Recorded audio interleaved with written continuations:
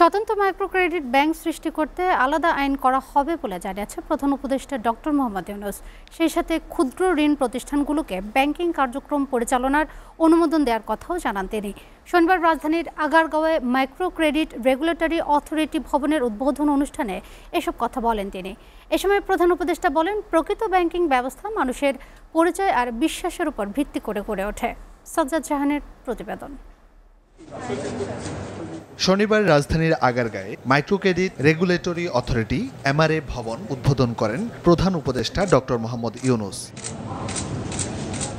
উদ্বোধন অনুষ্ঠানে প্রধান উপদেষ্টা বলেন, মানুষ মাত্রই উদ্যোক্তা। বিনিয়োগের পরিবেশ ও বিনিয়োগ পেলে তরুণরা উদ্যোক্তা হিসেবে নিজেদের প্রতিষ্ঠিত করতে পারবে। মানুষ মাত্রই উদ্যোক্তা, সে চাকরি চাইবে না, নিজে উদ্যোক্তা হবে। এখন আমরা তরুণদের, তাদের পরিবারের সদস্য, তাদের ছেলে মেয়ে যারা আছে, যারা চাকরি সন্ধানে বয়স হতে হতে সবাই বলে চাকরি খোঁজো, এটা আর বলবে না, যেহেতু মাইক্রো ক্রেডিট ব্যাংক আছে। যে কোনো ছেলে, যে কোনো মেয়ে মাইক্রো ক্রেডিট ব্যাংকের কাছ থেকে বিনিয়োগ পাবে।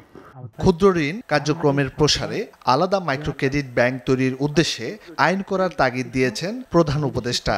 তবে মাইক্রো ক্রেডিট ব্যাংকগুলোকে লাইসেন্স দেওয়ার সময় কার্যপরিধি স্পষ্ট করতে হবে বলে জানান তিনি। সমবায় ব্যাংকে আপনারা ব্যাংক বলছেন, মাইক্রো ক্রেডিট ব্যাংকে আপনারা ব্যাংক বলবেন না, তাকে সেই অধিকার দেবেন না। কি পাস করতে হবে তাকে এটা করার জন্য, সে সব কিছু পাস করে এসছে।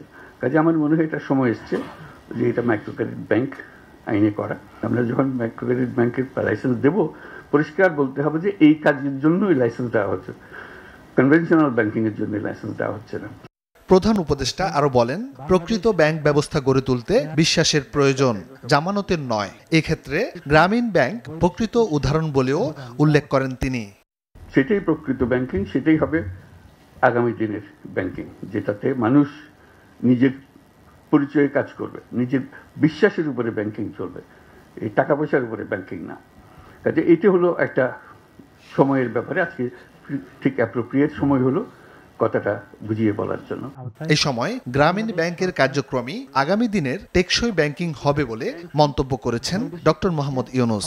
প্রকৃত ব্যাংকে আসতে হবে তোমাদেরকে, এটাই হলো মানুষের ব্যাংক। সাজ্জাদ জাহান, এসটিভি, ঢাকা।